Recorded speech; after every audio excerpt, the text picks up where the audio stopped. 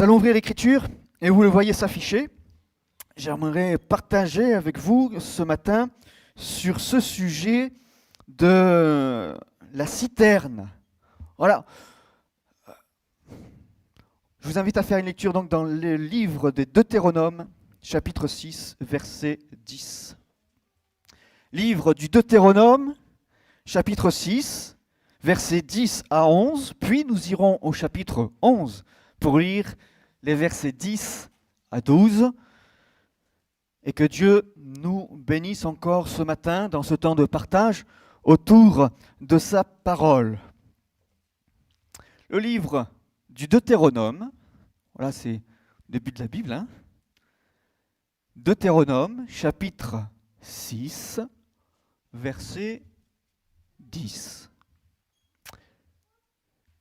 L'Éternel, ton Dieu, te fera entrer dans le pays qu'il a juré à tes pères, à Abraham, à Isaac et à Jacob, de te donner.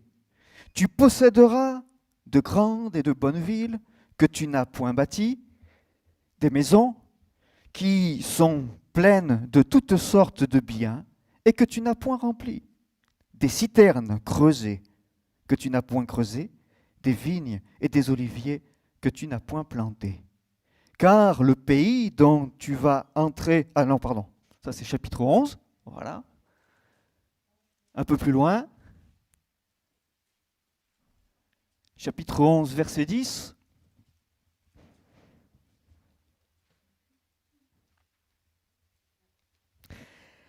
Car le pays dont tu vas entrer en possession n'est pas comme le pays d'Égypte, d'où vous êtes sortis, et où tu jetais dans les champs ta semence et les arrosais avec ton pied comme un jardin potager. Le pays que vous allez posséder est un pays de montagnes et de vallées, et qui boit les eaux de la pluie du ciel. C'est un pays dont l'Éternel, ton Dieu, prend soin, et sur lequel l'Éternel, ton Dieu, a continuellement les yeux, du commencement à la fin de l'année. Amen. Amen. Que Dieu soit béni.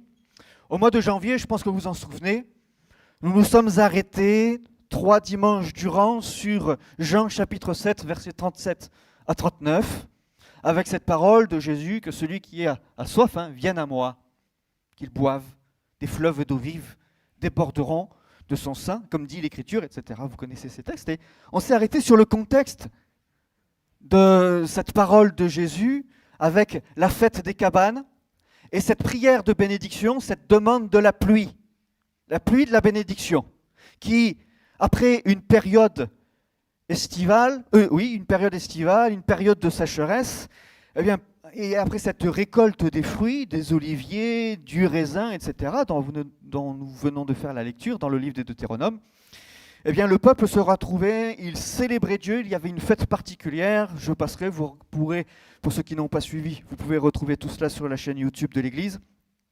Mais il y avait cette prière de bénédiction, parce qu'après cette longue période de sécheresse, du mois de mai à octobre environ, il fallait que la pluie tombe pour pouvoir, à nouveau, que les déserts refleurissent, disions-nous, et que les prochaines récoltes soient là. Il y a eu une chaleur étouffante, bien sûr, il y a eu une sécheresse durant ces nombreux mois, et la végétation avait besoin d'eau. Le peuple de Dieu avait besoin d'eau. Voilà un petit peu la carte, vous reconnaissez la mer Méditerranée, bien sûr, la ville de Jérusalem. Et quand il priait pour la pluie vient de là, les vents viennent d'ici, d'accord ? Et vous voyez un petit peu, pardonnez-moi, mais là, il y a tout le relief, là, vous pouvez voir. Sinon, vous avez sur vos Bibles, ça c'est une photo satellite, mais sinon, sur vos Bibles, à la fin de vos Bibles, normalement, vous avez des cartes aussi, vous pouvez y voir le relief. Vous avez certainement une carte avec le relief de toute cette région. Donc là, il y a tous les reliefs. Là c'est les plaines. Voilà. Et quand l'eau arrive, quand les vents arrivent avec les nuages, ils sont passés par la mer, ils sont chargés d'humidité, bien sûr, ils arrivent sur les terres, ils se déchargent un petit peu de leur humidité. Il y a les montagnes qui sont là, donc forcément les vents et les nuages s'élèvent, et comme les nuages s'élèvent, les vents s'élèvent, l'eau, qu'est-ce qu'elle fait ? Elle tombe. C'est la pluie. Alors, c'est vrai que du coup, Les terres qui sont dans les plaines là sont plus arrosées. Enfin, quand je dis là, non, on va dire là. Sont plus arrosées que celles qui sont sur les hauteurs, à la montagne. Et puis aussi, elles sont davantage arrosées dans le nord du pays que dans le sud. Voilà, vous voyez un petit peu les précipitations, les températures. Voilà, là, de ce côté, c'est les températures. Ici, il fait plus frais. Et ici, il y fait plus chaud. Et ça, c'est ce que vous pouvez retrouver sur des sites de l'ambassade d'Israël. Voilà, j'ai pris sur l'ambassade d'Israël, ça. Et puis, là, ce sont les précipitations. Et on voit que là, dans le sud du pays, les précipitations, il n'y en a pas beaucoup. Par contre, à Jérusalem, il nous est dit qu'il tombe le même nombre de millimètres par an qu'à Londres. Ça va ? Environ 600 millimètres d'eau. Alors, le petit problème, c'est qu'à Londres, il pleut 300 jours par an. Je sais pas, il y a des Bretons à côté, il y a des Bretons ici. Bon, parce qu'il paraît qu'en Bretagne, les Bretons et les Normands disent non, il pleut pas beaucoup en Bretagne et en Normandie. Bon, non. Bon, c'est juste qu'à 30 km au-dessus, 30 km, il pleut 300 jours par an. Bon, mais on va dire, la Manche change tout. Voilà, il y a la Manche qui est par là. Et du coup, après, il pleut plus. Il pleut plus en Bretagne. Je viens de voir des Normands. Attention à ce que je veux dire. Non, il pleut pas beaucoup. Mais, donc, à Jérusalem, il y a le même nombre de précipitations qu'à Londres, sauf que, à Londres, je le disais, c'est sur 300 jours. À Jérusalem, c'est sur 50. Voilà. Sur 50 jours, la pluie donne le même nombre de précipitations d'eau qu'à Londres en 300. Il faut comprendre que quand il pleut, il pleut.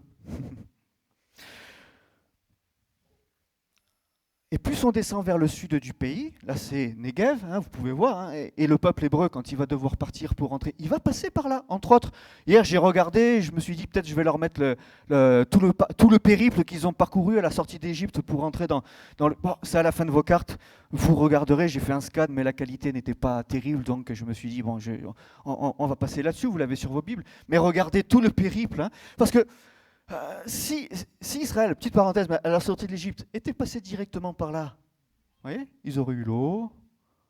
Sauf que non, ils ont eu peur, ils ont vu des géants, ils se sont dit... Alors, à la sortie de l'Égypte, Soukot, c'était par là, on a parlé de Soukot. Et puis, ils ont fait des tours et des retours, et puis au lieu de passer par là, non, ils sont passés de l'autre côté, ils sont revenus, bref. L'eau est importante en Israël. L'eau est importante. Et alors, dans le livre que nous avons lu, je pense, Dieu dit que dans ce pays qu'il a préparé pour eux, il y a des maisons qui sont bâties, ce n'est pas eux qui les ont bâties, et il y a des citernes. Des citernes, on va dire, des citernes. C'est rien d'extraordinaire, il y a un réseau d'eau, quoi. C'est bien, il y a des maisons, c'est normal. Il y a des citernes, c'est normal. Alors, évidemment, quand on réclame la pluie de la bénédiction, vous comprenez que les citernes étaient importantes. Pourquoi ? Parce que s'il pleut que 50 jours dans l'année à Jérusalem, comment ils font le reste du temps ? Il faut stocker l'eau. Parce que c'est un pays où l'agriculture, j'ai passé la carte, mais l'agriculture a une place importante. Il faut nourrir les bêtes, il faut nourrir les troupeaux de moutons. Vous savez, petite parenthèse, vous savez pourquoi il y a des déserts comme ça en Israël ? Quand le peuple hébreu est parti d'Égypte, petite parenthèse, mais quand le peuple hébreu est parti d'Égypte, il est parti avec ses troupeaux de quoi ? De moutons. Et les Bédouins qui habitaient là, ils avaient des troupeaux de chèvres. Alors, Dieu sait toutes choses. Et Dieu fait que ces Hébreux vont en Israël avec des troupeaux de moutons et pas des troupeaux de chèvres. Vous me direz, c'est pareil, quoi. C'est pas pareil. C'est pas pareil. Pourquoi ? Parce que la chèvre, quand elle mange, et les Bédouins qui étaient là dans les déserts, avant, c'était pas forcément des déserts. Le problème, c'est que les chèvres, quand elles mangent l'herbe, elles arrachent la racine. Le mouton, la brebis, quand elle mange l'herbe, elle laisse la racine. Ce qui fait que derrière, ça repousse. Les chèvres, non, ça ne repousse pas. Ça fait des déserts. Il faut la pluie, il faut la bénédiction, il faut l'intervention de Dieu pour que ces désert refleurisse. Alors Israël, ce peuple hébreu, va aller dans ce pays de Canaan, c'était Canaan, avec ses troupeaux de moutons, avec toute cette connaissance de l'agriculture. On comprend alors que les citernes vont jouer un rôle très important. Pourquoi ? Parce que la pluie est un élément capital en Canaan. C'est un élément capital. Et Dieu va le dire. Le pays qu'il quitte, c'était l'Égypte. Et ça n'avait rien à voir. L'Égypte, la géographie de l'Égypte n'a rien à voir avec la géographie de Canaan. En Égypte, il y a le Nil. Il y a une autre pluviométrie. Et en Canaan, c'est pas pareil. Il n'y a pas le Nil. Vous me direz, il y a la mer, oui, morte. Et puis, il y a la mer Méditerranée, oui, mais bon, les vents, on a parlé, les nuages, etc., les montagnes, ce que ça produisait, c'est pas pareil du tout entre l'Égypte et Israël.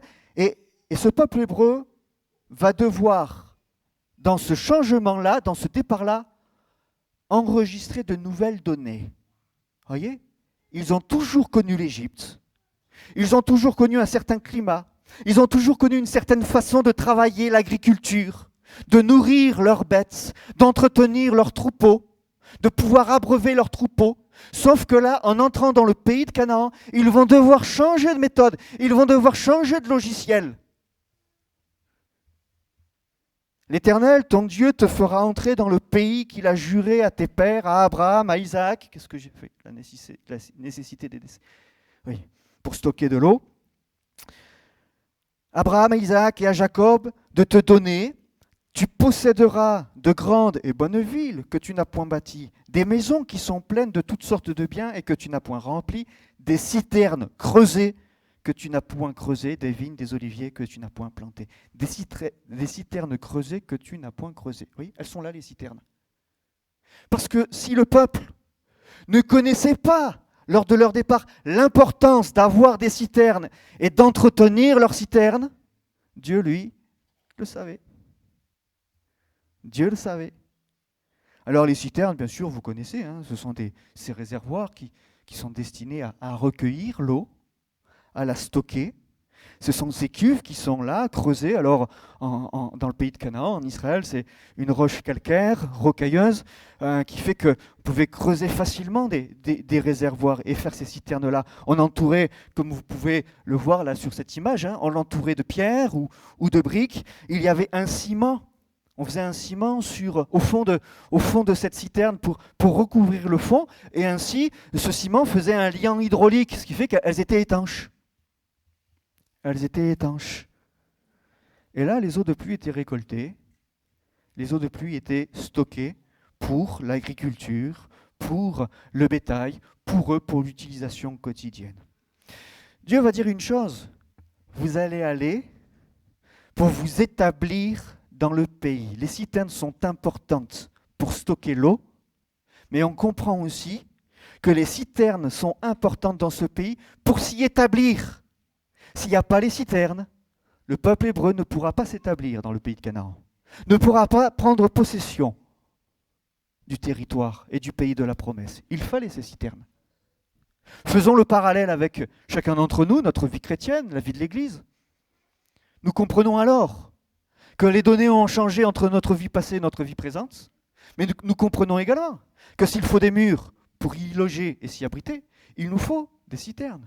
Et qu'il n'est pas suffisant de prier et de demander à Dieu d'envoyer la pluie de la bénédiction, si derrière, nous n'avons pas les citernes pour récolter la pluie de la bénédiction, la stocker, faire des réserves, pour après que celle-ci soit utile. Il ne suffit pas que la pluie tombe. Il faut être là pour la recevoir. N'est-ce pas ? Que Dieu envoie la pluie de la bénédiction. Que le Saint-Esprit encore soit répandu. Que ce fleuve d'eau vive, que ce torrent d'eau vive soit répandu en chacun d'entre nous. Amen. Mais n'oublions pas la suite. Il nous faut les citernes. Sans quoi, Dieu peut envoyer sa bénédiction et tout part dans la terre. Terminé. Ah, Dieu m'a béni ce matin. Amen. Et il te reste quoi ? Je ne sais pas. Vous savez que, par exemple, Petite anecdote, mais vous savez qu'il paraît qu'on ne retient que 10% de les gens ne retiennent que 10% de la prédication. Ça va? C'est pour ça que j'aime bien prêcher longtemps, comme je dis 10%, ça fait plus que ceux qui prêchent courtement. Bon, là, ça va, ça va. Oh, je suis optimiste, hein. J'essaie de me consoler. Et vous aussi, vous bien trouver une raison. Il faut bien qu'il y ait quelque chose de positif dans tout ça. Bon, ok, je suis en train, en parlant, je suis en train de rallonger mon discours, mon propos. J'abrège. Comprends qu'il nous faut garder ça. Qu'est-ce qu'on fait? Que faisons-nous de ce que Dieu nous donne, de ce que Dieu nous accorde? Oui, il nous faut ces réservoirs. Et ce sont ces citernes qui ont permis au peuple hébreu de s'établir dans le pays. Voilà. C'est grâce à elles. Ça ne se voit pas. C'est invisible, elles sont sous terre. Mais sans elles, ils ne prenaient pas possession de Canaan. Sans elles, ils ne restaient pas en Canaan. Et de même, sans elles aujourd'hui, nous ne pouvons pas rester dans la promesse que Dieu nous a accordée et retenir les bénédictions qu'il nous a données. Oui, il y a une nécessité quant à avoir ces citernes. Merci Seigneur. C'est parce qu'il y avait des citernes que je montrais le désert là qui... Et voilà, c'est parce qu'il y avait ces citernes que, vous voyez, ces zones-là où il y avait très très peu d'eau et de forte chaleur, c'est parce qu'il y avait les citernes, vous voyez, que le peuple hébreu a pu s'y installer un temps. Que son nom soit béni. Alors les citernes sont là, elles sont nécessaires, elles sont importantes. Et bien sûr, il faut veiller et entretenir les citernes parce que sinon il peut y avoir des dangers. Il peut y avoir des dangers. Je disais tout à l'heure, il y avait le ciment qui était là pour étanchéifier ce réservoir. Mais vous le savez comme moi, hein, le ciment peut se fissurer, n'est-ce pas? Ça arrive. Ça arrive que le ciment fissure. Ça arrive que des bâtiments, à un moment donné, craquellent, et il y a des fissures qui se forment. Ben, ça arrive pareil, de la même manière, ça arrive pour les citernes. D'ailleurs, regardez, Dieu le dira par la bouche du prophète Jérémie, car mon peuple a commis un double péché. Ils m'ont abandonné, moi qui suis une source d'eau vive, pour se creuser. Alors que Dieu va dire, les citernes, elles sont là, elles sont là, sauf que le peuple, il sait creuser des citernes crevassées qui ne retiennent pas l'eau. Voyez, ce que Dieu fait est parfait. Mais nous, si nous voulons faire sans Dieu, ce que nous ferons, c'est vous à l'échec. C'est fissuré. Le peuple, à un moment donné, il s'est dit, ok, les citernes sont importantes, on va faire les nôtres. On va faire nos œuvres, on va faire nos stocks, on va faire nos. Ces citernes-là, nous est-il dit, elles ne retenaient pas l'eau. Elles ne retiennent pas la bénédiction. Elles ne retiennent pas ce que Dieu nous communique, nous transmet, veut nous partager. Et tout est perdu, tout est, j'allais dire, gaspillé. Le peuple a creusé des citernes qui ne retenaient pas l'eau. Pourquoi? Parce que il n'y avait pas ce ciment où il n'était pas de bonne qualité, ce liant hydraulique qui était là pour étanchéifier. Il nous dit, elles ne retiennent pas l'eau. Notez que Dieu va dire à Israël et aux Hébreux, les citernes sont là, vous ne les avez pas creusées, mais elles sont là. Alors, vous me direz, oui, mais il a bien fallu que quelqu'un les fasse. Hein. Bien sûr que quelqu'un les a fait, mais comprenons pour nous aujourd'hui, Dieu a pourvu. Dieu a pourvu. C'est ça que nous voulons saisir. Et c'est que déjà Dieu a tout accompli, à nous d'entrer encore aujourd'hui et de rester dans le tout accompli de Dieu. Et si quelqu'un pouvait dire aujourd'hui, j'ai l'impression en effet que je demande la bénédiction, oui Dieu me bénit, mais je ne sais pas, il y a un truc qui ne va pas, je ne retiens pas, je ne garde pas, mais peut-être qu'il faut à nouveau remettre du ciment. Ce lien hydraulique. Alors, comprenons aujourd'hui pour nous, quel est le lien, si ce n'est la personne du Saint-Esprit. Peut-être que dans la vie de quelqu'un ce matin, il est important et capital de laisser tout à nouveau le Saint-Esprit à l'œuvre pour pouvoir rassembler, pour pouvoir consolider, pour pouvoir combler les brèches. C'est important de laisser le Saint-Esprit agir dans notre vie. Et la solution pour celui ou celle qui verrait sa citerne fissurée et les eaux, la pluie de bénédiction, la bénédiction de Dieu, eh bien s'évaporer, la solution est alors dans une relation étroite et sincère avec l'Esprit de Dieu. Que son nom soit béni. Un autre danger, après les fissures, c'est celui de la sécheresse. Je prendrai l'exemple de la femme samaritaine. Vous vous souvenez, Jean chapitre 4. En plein midi, elle vient puiser au puits. Jésus a soif, il est assis au bord du puits et il demande de l'eau à cette femme. Et puis, cette femme dit, comment ça? Enfin, Jésus lui dit, si tu savais si tu connaissais le don de Dieu et qui est celui qui te dit, donne-moi à boire, tu lui aurais toi-même demandé à boire et il t'aurait donné de l'eau vive. Cette femme venait chaque jour, en plein midi, dans la période la plus chaude de la journée, puiser de l'eau, mais elle avait toujours soif. La sécheresse, le climat, l'environnement alentour fait que son cœur était toujours desséché, jamais désaltéré.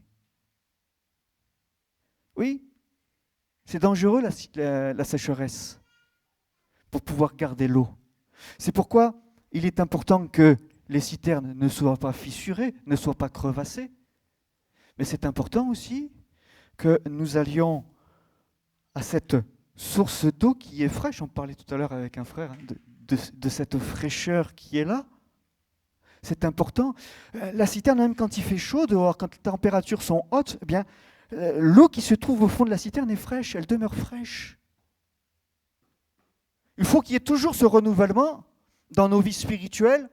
Il est nécessaire dans l'aridité, dans la sécheresse de l'environnement dans laquelle vit l'Église aujourd'hui, vit le monde. Il est important que nous soyons rafraîchis.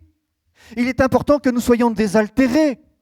Dans la sécheresse de notre monde, il est important que nous venions à Jésus. Je parlais tout à l'heure de ce lien avec la personne du Saint-Esprit. Il est important encore que nous venions à Jésus pour être désaltérés. Tu lui aurais toi-même demandé de l'eau et il t'aurait donné de l'eau vive. Pas de l'eau qui stagne là, qui croupit. Non, de l'eau vive, de l'eau fraîche. Et un autre danger, j'ai marqué la guerre de l'eau. Vous direz, la guerre de l'eau, on connaît la guerre du feu. De quoi tu nous parles de la guerre de l'eau? Ah oui, la guerre de l'eau. Vous savez qu'on citait tout à l'heure, je vous ai montré la carte avec l'aridité de ce pays et l'importance de l'eau. Vous savez que pour Israël, l'eau, je le disais il y a quelques semaines, Israël, le pays d'Israël est champion du monde dans le système d'arrosage intégré, etc. Enfin ça c'était il y a 20 ans, durant mes études, plus de 20 ans. Mais j'imagine que ça n'a pas changé, surtout quand on voit leur politique et puis leur investissement et leur position. Non, non, non, c'est important dans ce pays, l'eau. Et ça ne se voit pas, on n'y prête peut-être pas attention, nous en Europe, en France, mais il y a une véritable guerre de l'eau qui se joue dans ce pays. Quand l'État d'Israël a été instauré, reconnu, bref. Et, Israël a bien calculé son coût, hein. Il le fallait, parce qu'il leur fallait les ressources. Hein. Non, parce que l'eau est trop importante dans ce pays. Et dans cette région du Proche-Orient, les spécialistes disent que cette zone géographique s'appelle, on appelle ça le stress hydrique. Vous voyez ? Voilà. Le stress hydrique. C'est-à-dire qu'il y a un déséquilibre. Il n'y a pas assez d'eau par rapport aux besoins. Alors ça crée une zone de stress hydrique. Et les enjeux sont forts. Et quand on parle de guerre de l'eau, nous, on peut prendre ça un petit peu à la légère, mais dans ces zones-là, c'est réel. C'est réel. Et entre autres, même si les médias ne nous en parlent pas, on sait très bien, Israël et les Palestiniens savent très bien, que les enjeux aussi, au-delà d'être politiques, ils se jouent au niveau de l'eau. La question de l'eau a pris un caractère géopolitique, hein, ça c'est ce que vous pouvez retrouver, pareil, dans des études et des recherches faites sur ces zones-là, sur ce territoire-là. Alors, on le dit, il y a une guerre de l'eau, il y avait beaucoup de citernes en Palestine, dans ces territoires. Et les gens savaient qu'ils dépendaient de l'eau. C'est pour ça qu'il y avait des citernes. Les gens étaient conscients qu'ils dépendaient de l'eau de la pluie. Et ça a suscité des tensions de tous les instants. Et déjà, vous retrouvez ça dans la Bible. C'est pas nouveau. Ce n'est pas nouveau. Ce n'est pas qu'aujourd'hui, dans nos années, nos périodes de conflit entre israélo-palestiniens. Non, ce n'est pas nouveau. Mais déjà, dans l'Ancien Testament, c'était là. Déjà, ce problème était là. Déjà, le conflit était là. Et on va venir à un exemple, 2 exemples.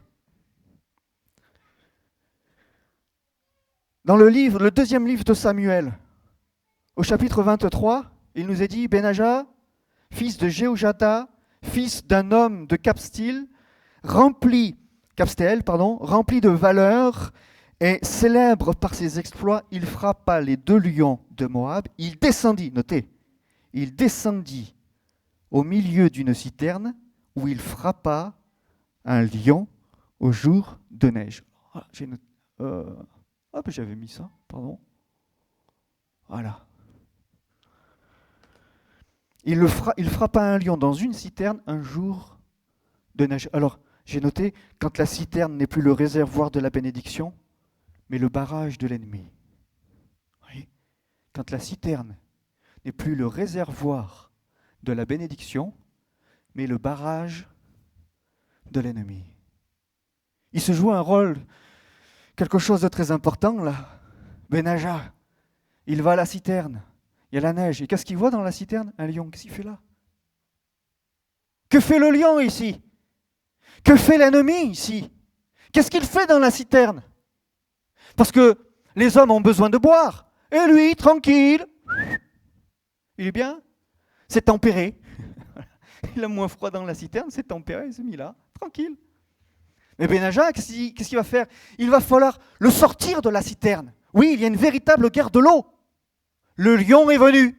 Et nous savons que l'adversaire rôde comme un lion rugissant, cherche qui le dévorera. Et il se cache où, le lion? Oh, il se cache derrière les hautes herbes.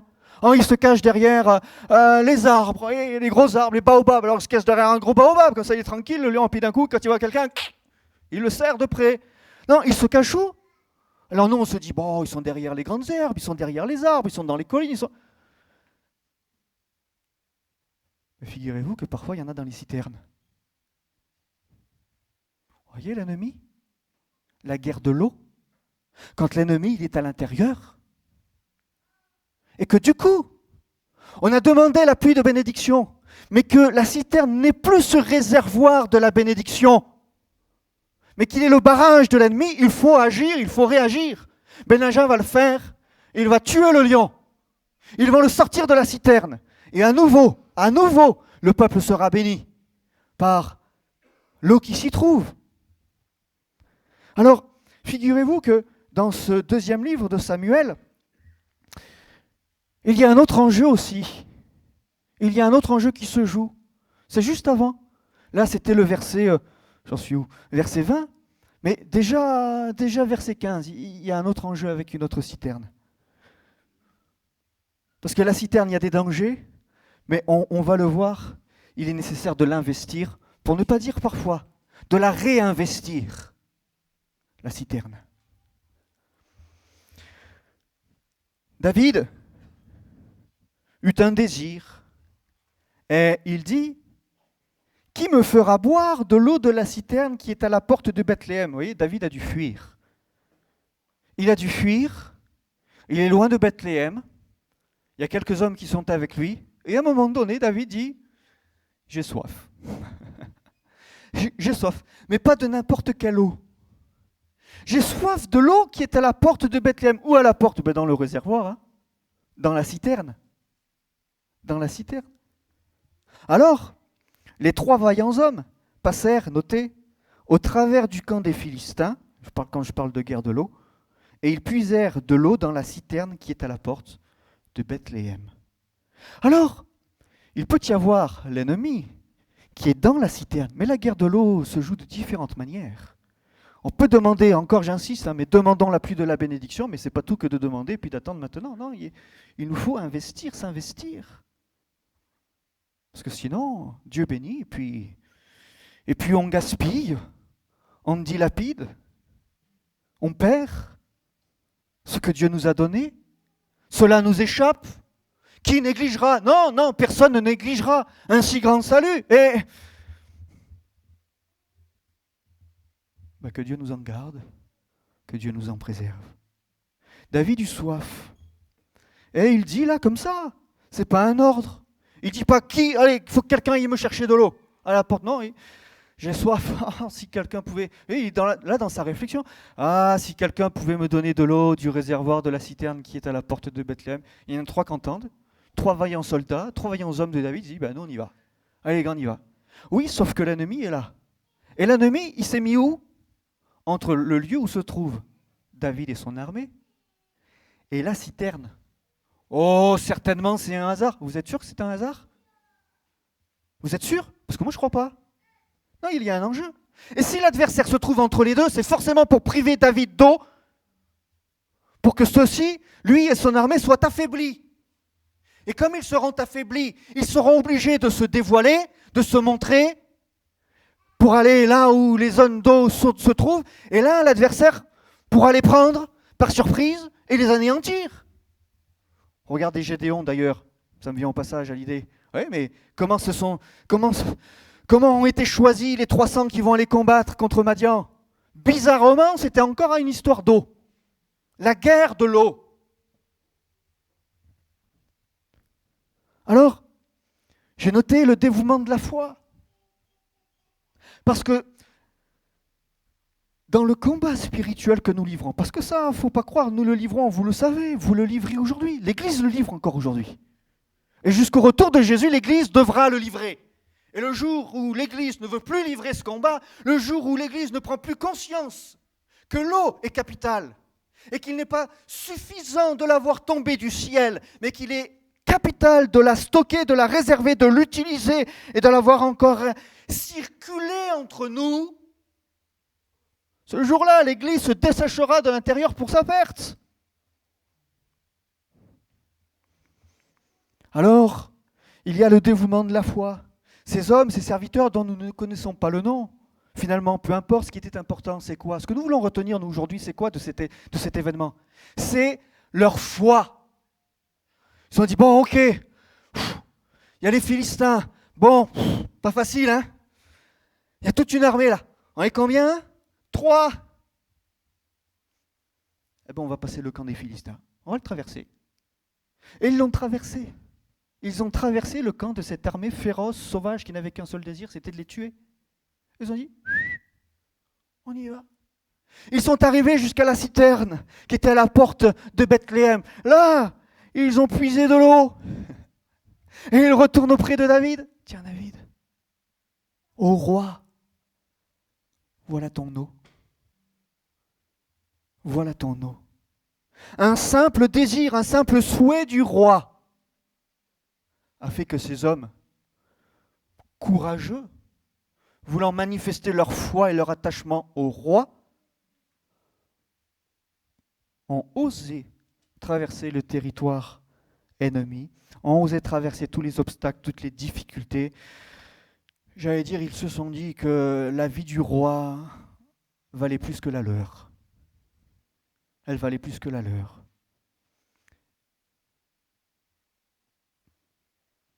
Ils n'ont pas craint. Ils n'ont pas craint l'armée des Philistins. Ils n'ont pas craint de traverser ce territoire, mais ils sont allés jusqu'au bout. Que son nom soit béni.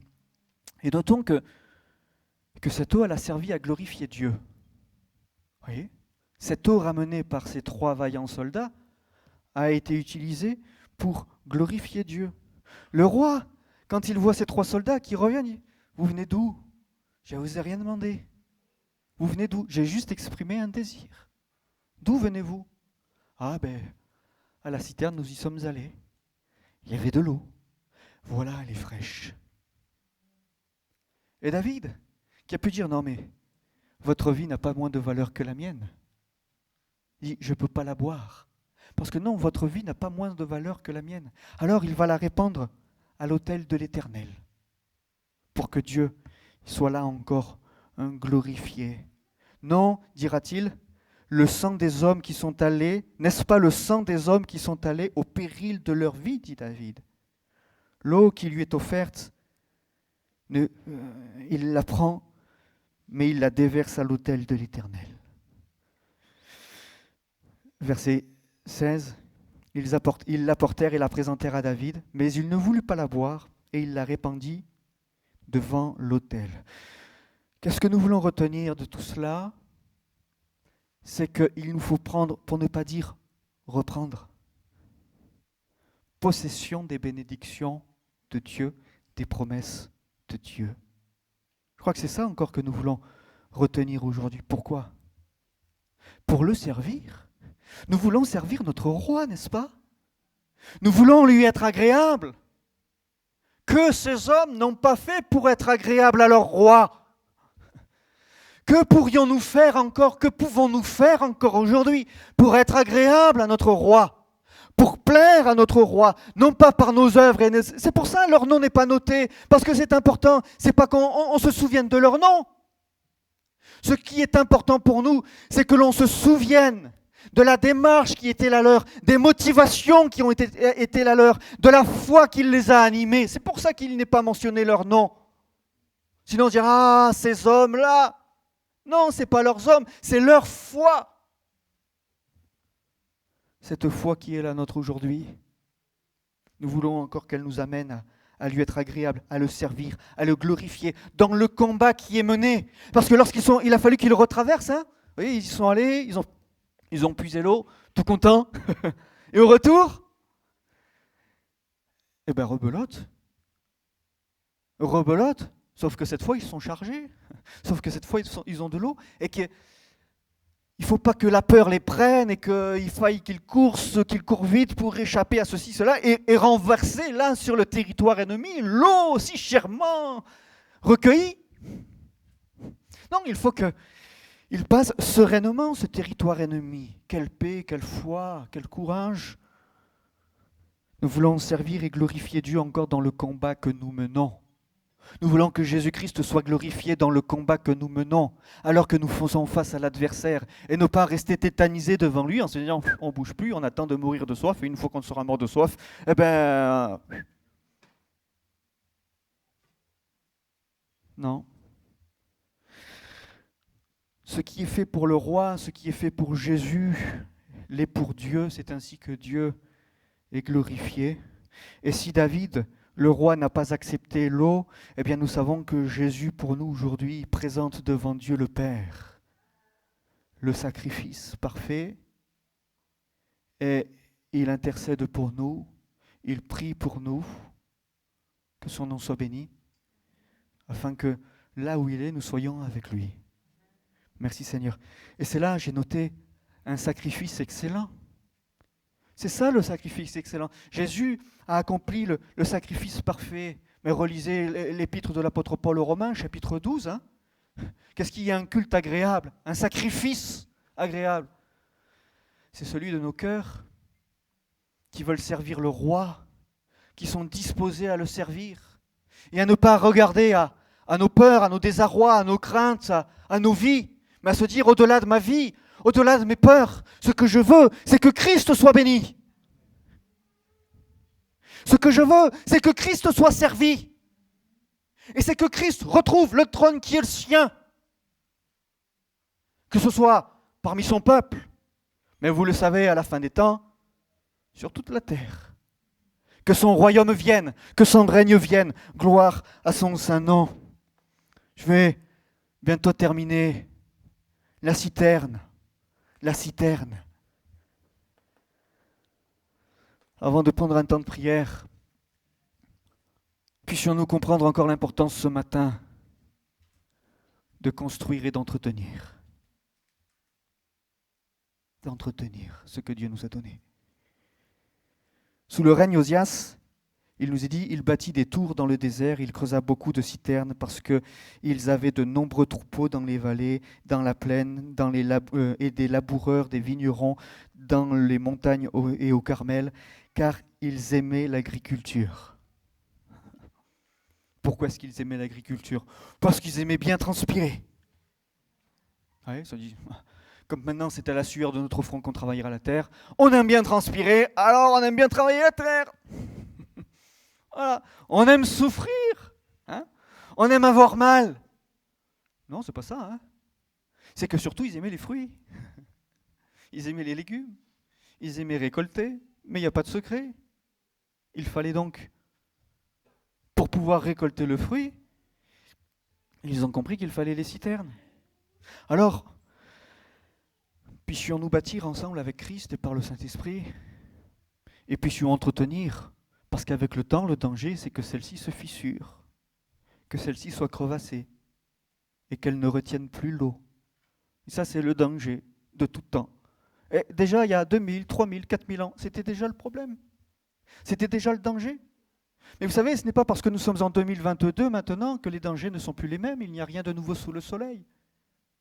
Et le progrès de nos civilisations, le savoir et la connaissance, n'a pas empêché, et ne nous empêche pas aujourd'hui, d'être confrontés aux mêmes problématiques. Et c'est la nôtre aussi, d'un point de vue spirituel. Nous sommes confrontés aux mêmes problématiques. Même si, peut-être quelqu'un dirait ce matin, ben moi je ne fais pas d'agriculture, même pas je plante des fleurs. Voilà, sur mon balcon, même pas j'en mets. Bon, c'est pas ça l'idée. Vous avez compris? Vous avez compris? Il nous faut entretenir. Pourquoi? Parce qu'ils aimaient l'agriculture. Là encore, en raison du fruit. Alors, puissions-nous entretenir. Et puis, un autre verset avant de prier. L'auteur de l'Épître aux Hébreux a pu dire, lorsqu'une terre abreuvée par la pluie, qui tombe souvent sur elle, produit une herbe utile à ceux pour qui elle est cultivée, elle participe à la bénédiction de Dieu. Ça, mes frères et sœurs, c'est important. Ça, c'est important. Je relis. Lorsqu'une terre abreuvée par la pluie, qui tombe souvent sur elle, produit une herbe utile à ceux pour qui elle est cultivée, elle participe à la bénédiction de Dieu. Mais là, en lisant ça, n'oublions pas que pour que l'herbe cultivée soit utile, il a fallu arroser. Et c'est pas l'herbe, c'est pas le chien-dent que vous trouvez dans les jardins. Hein, c'est pas de celle-là d'herbe dont il est question. C'est pas du chien-dent. C'est pas du raisin. C'est pas du. Vous voyez? Non. De quelle herbe est-il question? Du blé, de l'orge. De celles qui font porter du fruit. C'est de celle-là. Elle est utile, celle-là. Pourquoi? Parce que le fruit est utile. Alors, lorsque celle-ci est abreuvée, lorsque ces cultures, elle est cultivée, c'est-à-dire arrosée par l'eau, entre autres, de la citerne, alors voilà que l'herbe va être utile et elle participe à la bénédiction de Dieu. Nous disions au mois de janvier et nous demandions la bénédiction de Dieu. Mais ce n'est pas tout. Si on s'arrête là, nous n'avons fait que la moitié du chemin. Si nous nous arrêtons à ça, on dit à Dieu, donne, donne, donne, donne, donne, donne. Et puis après, donne. Et donne encore, et puis donne encore, et puis donne encore, et puis donne encore. Mais comme on ne retient pas, comme on ne garde pas, comme ce n'est pas utilisé, comme ce n'est pas servi, on n'est jamais satisfait. Nous sommes satisfaits quand? L'Église est satisfaite quand? Quand ce qui est donné est utilisé pour le service et le bien de la communauté, de la collectivité, de l'Église. C'est là que cette pluie qui est tombée du ciel est utile et qu'elle est à la gloire de Dieu. En vérité, aujourd'hui, je m'arrête, mais il y a tellement de besoins dans l'Église, n'est-ce pas? Il y a tellement de besoins, frères et sœurs. Demandons à Dieu la bénédiction, mais si c'est juste pour s'arrêter là, ça ne sert à rien. Ça ne sert à rien. On s'arrête là. Et Dieu bénira. Non. L'auteur de l'Épître aux Hébreux avait compris, il va le dire. Ouais. La terre est abreuvée, amen. La pluie est tombée, amen. Elle tombe souvent sur elle. Amen. Dieu nous bénit. Dieu bénit sa terre, Dieu bénit son pays, Dieu bénit son peuple. Amen. alors elle produit une herbe utile. À qui? À ceux pour qui elle est cultivée. Mais c'est qui? Mais c'est le peuple. Alors, la pluie que vous demandez, la pluie que vous avez demandée pour cette année, elle est pour le peuple. Elle est pour l'Église, au travers de vous. Alors, pour que le roi soit réjoui, pour que le roi soit béni, j'oserais dire, que pourrions-nous entreprendre pour lui, afin qu'il soit honoré, glorifié. Les premières pluies vont rendre la terre plus facile à travailler, et cela est nécessaire pour l'agriculture en vue du fruit lors de la récolte. Que Dieu soit béni, que Dieu vous bénisse.